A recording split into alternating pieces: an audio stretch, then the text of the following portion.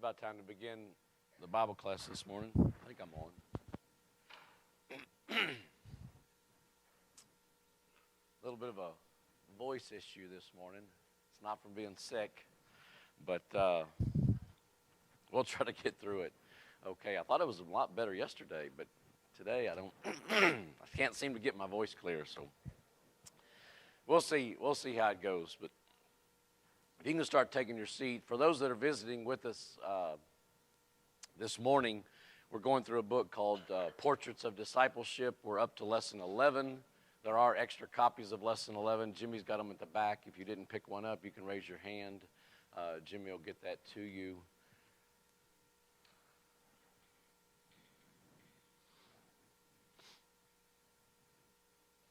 And this morning, we're going to be talking about salt and light and our influence upon the world as disciples.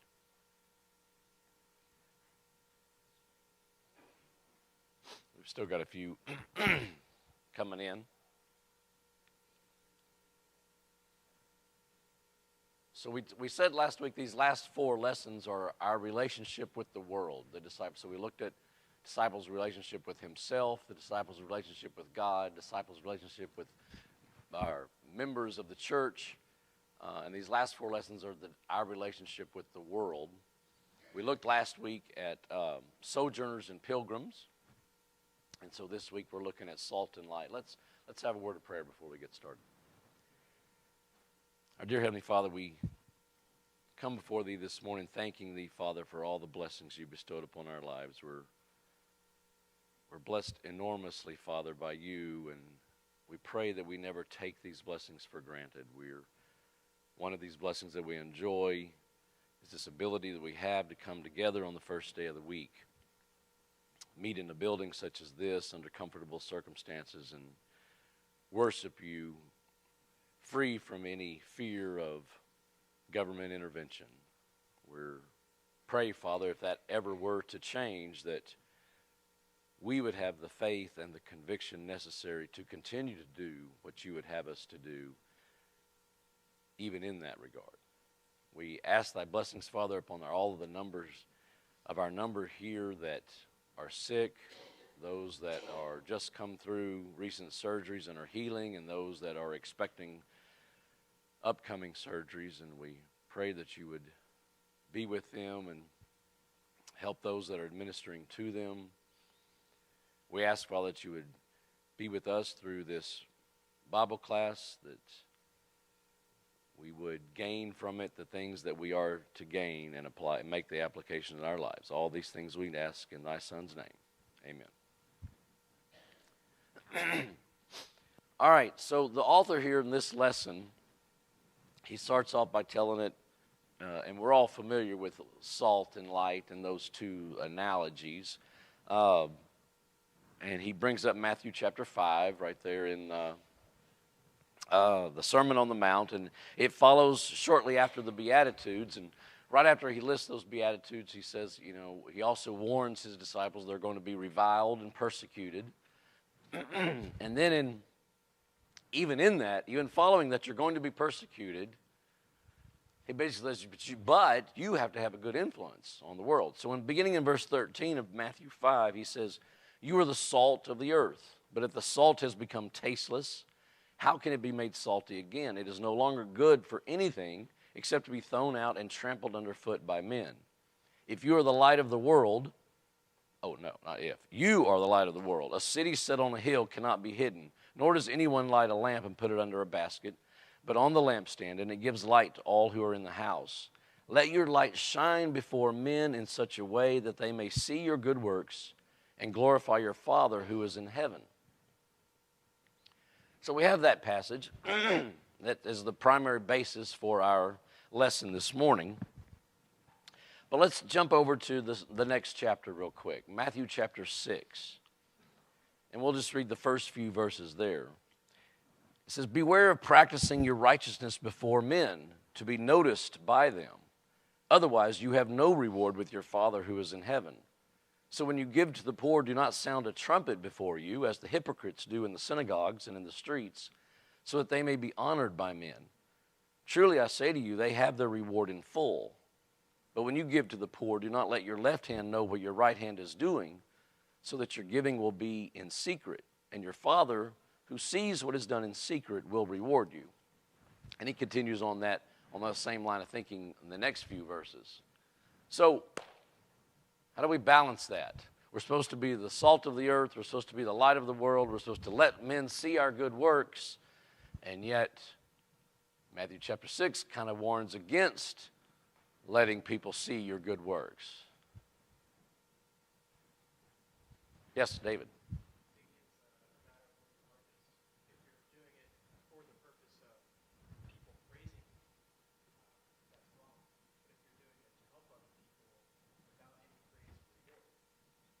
Yes. So I think you hit on it exactly. So it comes down to purpose and intent, right?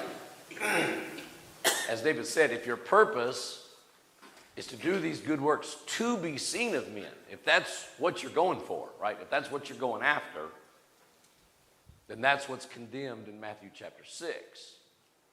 However, if you are living the right kind of life, if you are trying to be a true disciple of Christ, and living the kind of life he lays out to live, other people are going to see you. You can't avoid other people. Right? The main part of this lesson is we should not try to avoid being around other people because we want to have an influence on them. Mike? Do as I do, don't do as I say. You lead by example. You lead a good life and people notice that. That's right. And then they'll start looking at why is he so different? And right. And that gets into more of the actual lesson. Yes. So that's it. And so it really comes down to intent and purpose, right?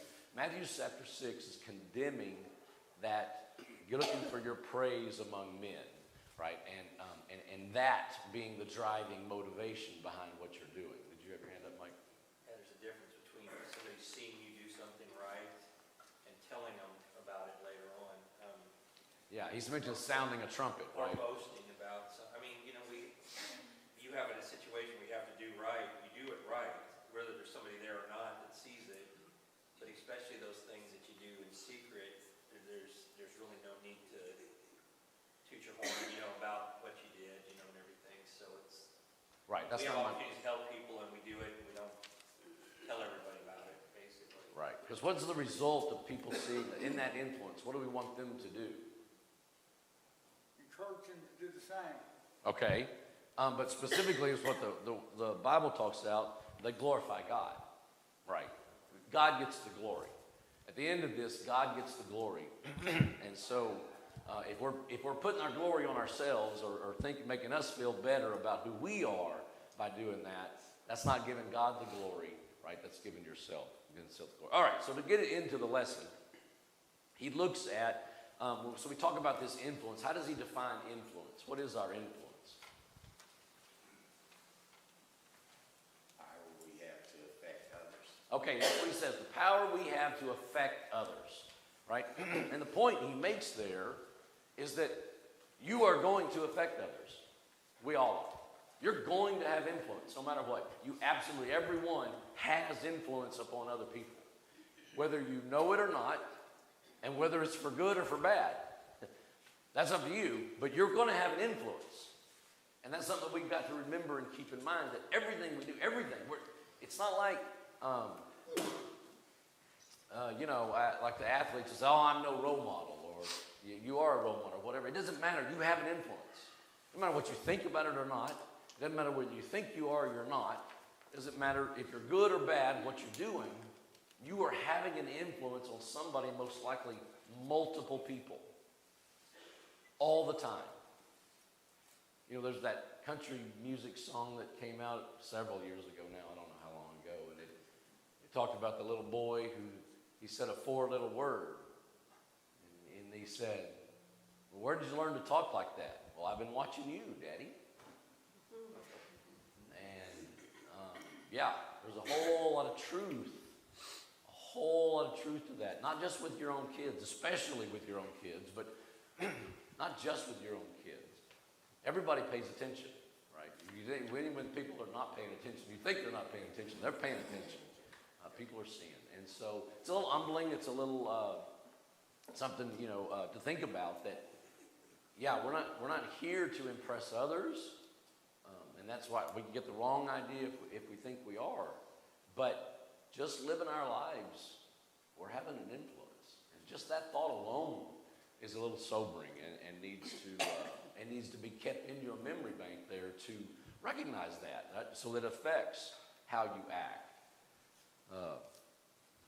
at all times, right? Because, when we think about it, we think I'm going out to go do something, and maybe it's a good thing, and it's pretty easy at that point to act right, but it's all the time. It's the times when I'm getting annoyed, right?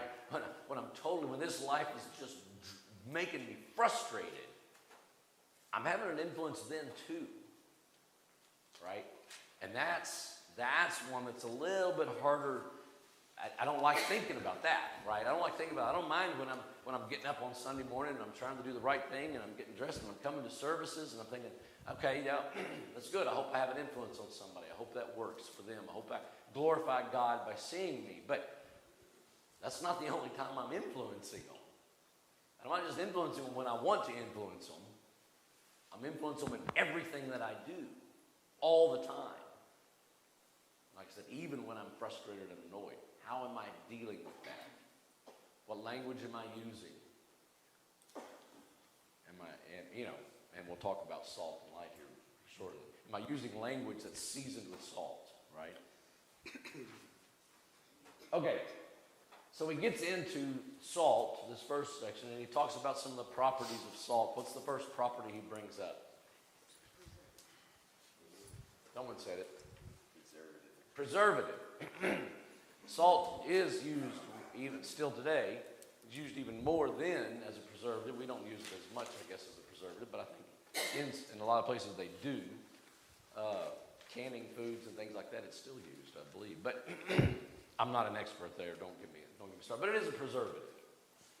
And they used to use it a lot before refrigeration came along as a preservative.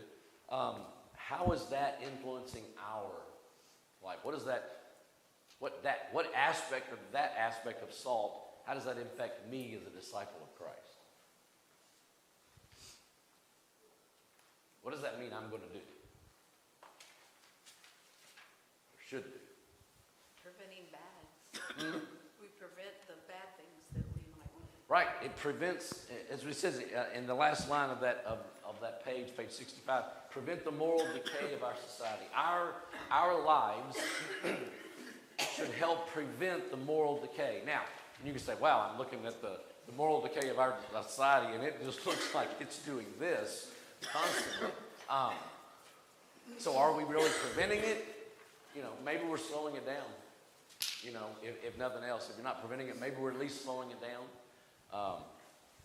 The author of the book later on talks about, God's waiting, God's waiting on His timeline to end the world, right? And we can look in the Old Testament where people were had met, their fullness had come. The fullness of their sin had come, and now it was time for punishment, right? And so, is that what He's waiting on for this earth now, for the second coming of Christ? Is He waiting for the fullness of the earth to complete its sinfulness and ready for its punishment, and those that are saved to be saved? I don't know. And are we, by our lives, are we delaying that? Hopefully. Maybe, right? Maybe if we continue for those that are living and doing the right way and having the right influence, maybe He's given it a chance. Because, Abraham bargained with God there for a long time, right? To save Sodom. And how many men did he get down that it would take God would save Sodom? 5 or 10, I think, right? It was the lowest number. 10 was the last number. If there was just 10 good men, He wouldn't have destroyed the city. Obviously, there weren't even 10, right? Sad commentary, but He would have delayed His wrath had it been for the righteous. So do we have that kind of influence? Maybe, right? Is that God is allowing this world to keep going because there's enough of us still out here trying to do the right things.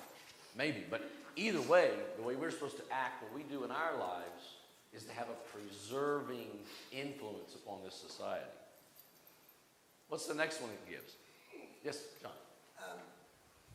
So I agree that we ought to have a positive influence on the world rather than the opposite, rather than the world negatively affecting us. But I think the biblical use of the term reference to salt is always about the taste. Mm-hmm. Salt gives flavor. In Matthew, it says, "You are the salt of the earth. If the salt's become tasteless, how can it be made salty again?" And that your speech be seasoned with grace, like salt. Right. And that passage is talking about flavor as well. So while the idea of preserving and being a positive influence is true, I think the biblical use of salt is about flavor. Typically, yes, in those contexts, it is used about flavor. And that's our next point. We're going into flavor. Salt does enhance the food, right? I think where he cites Job 6 and verse 6 there, I had to look it up and read it, and it said, I forget, how can you eat something flavorless without salt, right? I think it was bad, and I didn't read the whole context of where it was used and how, but to make his point, he says, how do you do that without salt, right? Salt's going to enhance, like I said, the taste of food, as John pointed out, it's flavorful, right? We like salt, right? Some of us like salt too much, right? We'll be told by the medical establishment, probably, right? But it is good. So, again, that aspect, how do we apply that? How do we apply that aspect of salt enhancing flavor and being good for taste? How is that applicable in my life? John? Quality of life. I mean, life has meaning. It's savory. It's worth living. So it's a good quality of life. Not misery, not suffering. Blessing. Right. And talking about influence, I enjoy a lot of those exact things that you're talking about in savoring life, right? But is my influence on other causing that to them? That's the question we've got to ask, right? I as a Christian, enjoy a lot of those things a lot of times about this life. And I'm thankful for it. It's a blessing from God. But then again, I've got to think, when people interact with me, are they leaving with that kind of a feeling? That just being around me or you help their day go better. And a lot of times I think that's true. I think that's probably true for most of us most of the time. Again, it's getting back to all the time, right? We all have our moments, right? And it's not a sin to get angry, but it's how do we get angry and not sin, right, Mike? Well, I mean, we use the I guess the saying that what this guy did left a bad taste in my mouth. Yeah. Okay? And we as Christians should leave a good taste in somebody's mouth, being the salt of the earth. Because like I say, salt has a flavor-enhancing property to it, and that's what we should do. We should be enhancing people's lives, which again brings them to seeing that he's different because he's a Christian. Yeah. And honestly, I think it probably comes out a lot in our speech, right? And so we talk about, he references Colossians there, 4, about having your speech seasoned with salt, right? Because that's what usually gets us into trouble, right? Is the way we talk.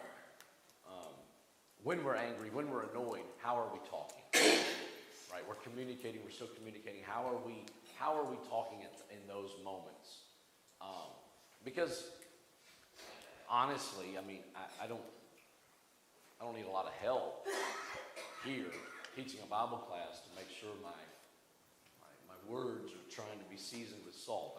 I don't think it. This is not, for me, it's not really a critical time, right? I mean, that I can cover that pretty well. I think I can stay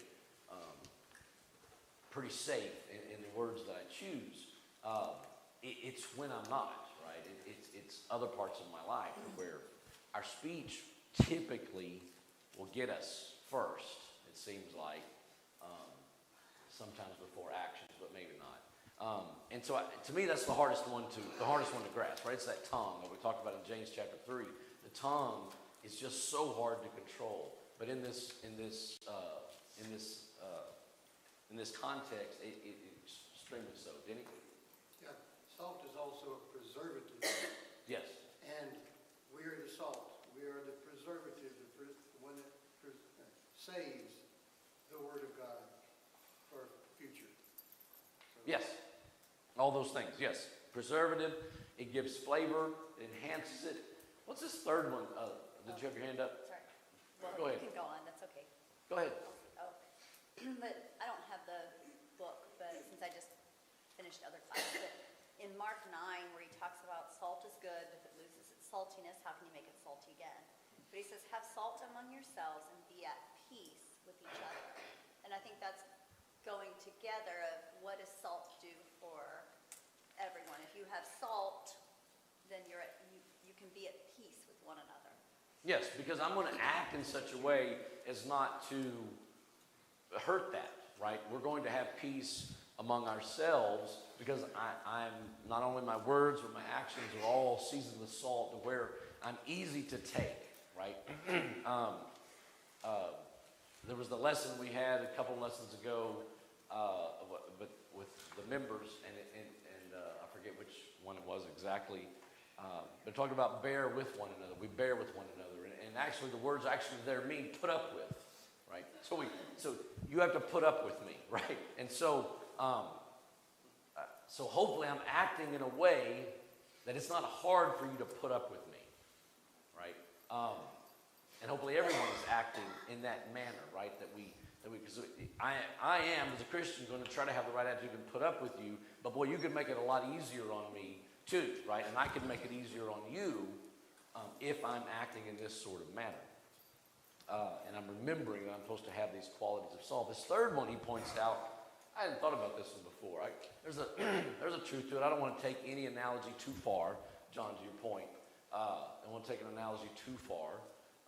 And so I want to stay safe here. But it's interesting. It's an interesting concept I hadn't thought of before. He said salt creates thirst, right? And that's true. You can't eat a salty snack without grabbing a drink. There's no way, right? You're gonna have to have something to drink. So in that manner, what he says is our lives should also be attracting people, from having them consider a thirst or a hungerness for righteousness, right? We talks about blessed, talking about the Beatitudes, blessed is he who hungers and thirsts for righteousness, right? Is our life, is our interaction with people causing them to hunger and thirst? I get it. I see the point. I hadn't thought about that one before, but I do see the point. And I think it's the same point of being flavorful as well. I do. So, but anyway, it's interesting because it does. Anytime you get salt, it makes your mouth water. It's the only way of passing that on, really. I mean, if you bestow yourself as being the proprietor behind the remarks that you make or the way that you are, then you're taking the equation. But, I seriously, it's hard for me to keep it on an even level, But for all of us. Yeah, that's true of human nature. Right? Yeah. Keep everything on an even level and not do this in our lives, right? As far as having the right approach to circumstances. How do we react, right? How do we react to the circumstances around us? All right. So after salt, where does he go next? He goes to light. He talks out some different aspects of light in here. And I wanted to look at Jesus in that in that one passage section in John 8 says, I am the light. And he says in 1 John 1:5, God is the light. And it says, and in him is found no darkness at all.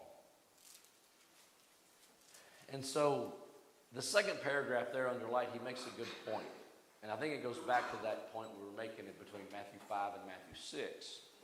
He says, the light does not originate within us.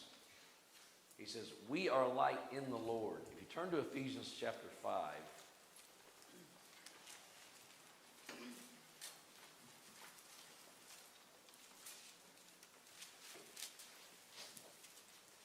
in verse 8, he says, I'll back up a little bit. 7, therefore do not be partakers with them, for you were formerly darkness, but now you are light in the Lord. Walk as children of light. You are light in the Lord. Light's not originating from you, right? Getting back to Matthew chapter 6, what we're not supposed to do, if we think we get them to look at us and we're the light, wrong concept, right? If you look at me and see a light, it's like, he compares it to like the moon. The moon has no light in and of itself. It reflects the light of the sun, right? We should be reflecting the light of God, the light of Christ in our lives. And that's where we're going. That's how he gets the glory. And that's how we keep the glory off of ourselves, is that we have to give God the glory, right? So that they're not looking at us. I'm not the light. Right? Hopefully my life is living that you can see the light of Jesus in what I do. And that's a good point, again, for that contrast between Matthew 5 and Matthew 6. So what he said, light reveals and illuminates, and I think the first two go hand in hand. I'm not sure of a difference. Light drives away darkness, so I get the points, but it does it at the same time. As it illuminates, it's driving away the darkness, right? So physically, the lights are on, it's not dark. You turn the lights off, it would be dark, right, to a certain extent. So, how is that? How is that in our lives, light and dark? Yes, sir. All right. Jim? Oh, no, Thomas? Yep. Well, for me personally, I wouldn't be here today but for someone shining their light. Because there's some people who didn't grow up in a family that read the Bible Right. or attended church. So, basically, I was put in a situation that was a really tough situation. I just got out of the Army, had my daughter, needed a job, accepted the first job I can get, was a horrible job. Everyone hated it except one person. That one person smiled all day, never complained. One day I had to ask him, I said, man, what's wrong with you? Really? This is a true story. I asked him, what is wrong with you? And he smiled and walked away. The next night, he handed me a pamphlet. And that's why I'm here today. Wow. Someone Yeah. shining their light. Someone shining their light, exactly. Mike? What Thomas is saying, that's how, what led me to my conversion was somebody, a coworker, that was mocked sometimes for being a prude or just somebody who would not participate. But when I was going through a trial, I went to them and I wanted to know what they had, because they always possessed a peace. And I'm serious, so this is not a Christian. Not what we would say, maybe a denominational Christian person, but somebody who started my journey towards my spiritual journey, because they piqued my interest in God and spiritual things based on what they were doing, and and just a simple invite to church and a discussion was all I needed to get the ball rolling. It's a long journey, okay, but I'm just saying what Thomas is saying is I remember this young lady she worked for me in the military, and she was sometimes teased about her honesty and Right. her willingness to. While she suffered persecution, Yes. she still had an influence. But for she good. still had a great influence on everybody. Exactly, and we need to remember that, right? Well, there's a lot of times that we suffer that persecution. We get teased, we get made fun of. We're not going to go out and have drinks with those. I'm going to turn that down. And then they may make comments or whatever. And I don't feel that great, right? When I'm going home, most likely. And that's one of the least times that I'm thinking about making a positive influence, and they've made a positive influence on both of you. Even probably, you didn't mention that they were teased for it or anything, but Mitch, did you have your hand up? Well, I was just going to say that these comments and some of the things we've already said speak highly to the need to be consistent about this and the need to always be diligent about being appreciative of, the influence we have on others. We come across a person once, they may think we're strange, we're weird. We come across them a number of times, they say, well, that person's weird, but they're consistent. Yeah, consistently, yeah. And then we keep coming across them and say, something works for them, and it's not working for me, I want to talk to them. Right. And a lot of times, I think most of the times, we don't know. And we never know. There's a few, I don't know if the person you're talking about, if you ever talk to them again and let them know that their influence had that effect on you, that's great. But how many people have that influence and they don't ever hear back? I mean, how many times that it doesn't get back? Some people, you hear stories of people, they were influenced by someone. They don't know who they were. They don't know their name. They passed them somewhere. They had an interaction, and then they don't even know how to get in touch with them. They don't know who this person is, right? But yet they had a positive influence. We have to know, even when we're suffering persecution, that we have the ability to make a positive influence, and we never know, right? It's great to know. It's great if someone comes back to me later, years later, and says, wow, you were a really good influence on me. That would make me feel really good, right? But even if that doesn't happen at all, ever, we have to know that we still had a positive influence for good. Hopefully, right? That's the deal. So hopefully we had a positive influence for good. You can do it and never maybe even hear about it, but that doesn't mean don't do it because you don't hear about it. So a lot of these, again, for the application is the same as being salt, as being light. It says light gives guidance, right? What passage, the passage that we always go to? Psalm 119, 105. Thy word is a lamp to my feet and a light to my path, right? The word, God's word, lights the path. It shows not only you where to go, it shows everybody else where to go, right? So is our life lighting the path for someone else? Same thing, same point. Is what they see in us, is that going to lead them to Christ? Is that going to lead them where they need to be going? It also brings out warmth and comforts. The sun not only shines light, but it gives warmth. It's comforting. Are we having a warmth? Your interaction with me, does it hopefully I have a comforting influence upon my fellow members and other people outside of here that I interact with. Hopefully I'm living in such a way that it can bring comfort to them, right? I get, where I see it the most is that I'll get this young man at work, not young anymore, but I hired him when he was kind of a young man, and he will come into my office when tragedy strikes, right? His life, right? When it's bad, when things are wrong, and that's when he wants my experience or thoughts or whatever, right? And he wants to be, he knows I go to church, and so there's something in his mind that there's some redeeming value in that, but not that it never makes sense, right? So I'll work with him, help him, and try to get through, and give him some encouraging words to get through whatever's happening in his life at this point, and encourage him to come to services, and you can get that all the time. But he will only really thinks about church though when something's going wrong, right? And that's when a lot of people.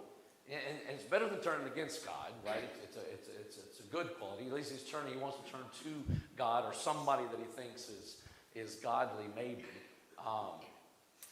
But it's hard for me to see the positive influence. I mean, I can see it a little bit, but he goes right back to wherever he was when things get okay, and he works past that. And we've done that over and over through the years. I've known him for about 17, 18 years now. So, it's that same pattern. So I think, wow, am I really influencing them? I haven't gone into services once, right? Not one time. So I question, right? Once you question, I think I'm having a good influence, but boy, it's hard to see any other results, right? But we're not here for the results. That's not what drives us. The results is not what drives. That's in God's hand. All I can try to do is keep doing what I'm supposed to do, right? That's the only thing all of us can do. Then I circled John 3. John chapter 3, verse 19.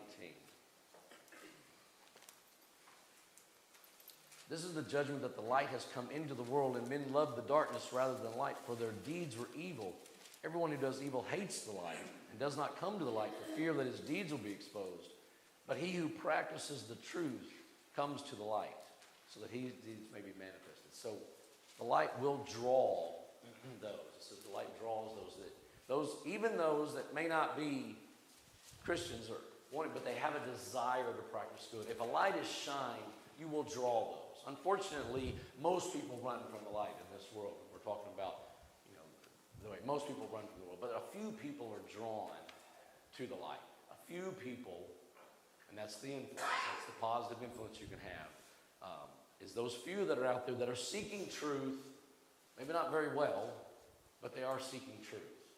And when they see it, they are drawn to it. And then that's where, Thomas, your example is that at some level, you didn't know it, you were seeking truth, and you saw the light and wanted to know a little bit more about that. And Mike Ackley too. So it was just great examples. Thank you all for sharing. All right, so we've got a few minutes left, and he talks about maintaining our influence. I wrote down Proverbs 22:1. I'm sorry, yes, Scott. How do you stay consistent in an inconsistent world? To the ramifications that is inconsistent. How do you stay consistent in an inconsistent world? To the extent that the world is extensive in proportions we've never seen before. Right. And that's what I experienced. Right. No, the world is steadily getting worse, right? The world is steadily, the decay, the decline of society, we all see that, right? But that doesn't affect my consistency. So I can't let it affect my consistency, right? I need to keep on keeping on. I need to do the same things that I've always done, trying to have the influence that I have, whether I appear successful at it or not. I've got to drive that. My motivation is to glorify God, hopefully, and not to have how many I can come back and count how many people I've influenced. That's not my motivation. Proverbs 22:1, a good name is to be more desired than great wealth. Favor, he says, is better than silver and gold. A good name. You don't have a good name unless you have some consistency at it, right? You can't have that. You can't maintain a good name unless you're maintaining some consistency and doing the right thing. We have to remember as we are going about our lives that we represent. He has them all listed here. I'm in the middle of page, 67, bottom half, not the next to the last paragraph. We represent Christ, his word, his work, his church, his religion, and his Father to the world. Every day we are representing Christ. I go to certain functions that I'll have to attend, not very many, thankfully, where I have to represent the company and go there. And I'm representing the company, going there. And you have to take that seriously and do it. And so you want to be a good influence, right? And so that the company doesn't get a bad name for the company, right? We are representing Christ every single day. Every day. And again, it's that point we made very first, right? We got to remember, we're having an influence, how we live our lives, but we're representing Christ to others. And so if we live, and it's where he talks about, we live hypocritically. We're not consistent. We're inconsistent. And a little bit hypocritical. We don't practice what we preach. We're representing Christ doing that too. And for the ones who are looking for a reason to go the other way, you've just encouraged them. Right? It's, I think this is the passage. 2 Corinthians 6:14. I don't know if this is the one I'm looking for. Nope, that's not the one I'm looking for. I'll find that. It's one of the ones that I circled. It's Romans, I believe. I'm not seeing it jumping up in front of me. Maybe I skipped past it. I think it was Romans where it said, it lists several things, and then it says we blaspheme the name of God when we do these things. Right? And typically we've been hypocritical, so we're blaspheming. We don't want to be guilty of blaspheming the name of God. If we're representing Christ, we need to represent Him in the right way, like He is. Right? And we don't want to blaspheme His name. I don't know. Sorry, I can't put my finger on that passage. It says, the author here, a good influence is also lost when one shows his love for the world over his loyalty to Christ. When the world sees us involved in their activities, drinking, dancing, immodest dressed, ungodly entertainment, they know that we are really one of them. They will know who you really are. All the people that you influence will know who you really are. If you're consistent, you'll have a good name and you'll know that. And if you're not, they'll know who you really are. You're not faking anybody out. Right? If you just come into church a couple times a week and that's your good influence, and the rest of your life is just so-so, looks like everybody else, you can't tell the difference. You're not faking anybody out. All right. Final thoughts. We've got 2 or 3 minutes left. I'm in the middle of page 68. The author makes that a good point. Again, back to that, we're not the originator of the light. It's not my light that's shining. When he goes back to that, Matthew, he says, our light is to shine before men. They are to see our good works and glorify God. He says, notice that the world is to see the works and not the worker. You need to remember that. They are going to see your good works. That's the goal. They see what you do. They're not seeing you. You don't want them to see you. If you want them to see you, then you're Matthew chapter 6 problem. But we don't want them to see us. We want them to see our works and then glorify God because of it. I thought that was a good point. Any final thoughts on before we conclude? Mike? You know, in Ephesians 5, it talks about having no fellowship with the unfruitful works of darkness, but rather expose them. Yes. That's, when you think about exposing somebody, I mean, there may be times, I believe, that you have to defend the truth. You know what I'm saying? And we've been talking about our conduct and how we... Yeah. We're going to talk about the very next lesson. We'll be defending the truth the next lesson. Yeah, because, I mean, I'm just saying that there comes a time where your influence will be quite, you know, it's going to have a lot of influence on a lot of folks. You stand up for something, and you say something is wrong. But you know what I'm saying? That's really touchy, because then we're supposed to be salt and light, and we're supposed to do it very delicately and nicely, but... Yeah, sometimes you don't have to say anything at all. You can do it without saying a word, right? Just having the right influence, people know that you're different, almost in the way that you notice that someone's like, they're different, and they you can expose it, sometimes without saying a word, but that doesn't mean we have to run from not saying the word either when it requires it, right? We have to be ready. And next lessons we'll talk about that. Jim? The whole idea, will be known whether we're following what we say or not. 1 John 1, after he says that God is light and him is no darkness at all, he says if we say we have fellowship with him, God, and walk in darkness, we're lying. We're lying. We're not doing the truth.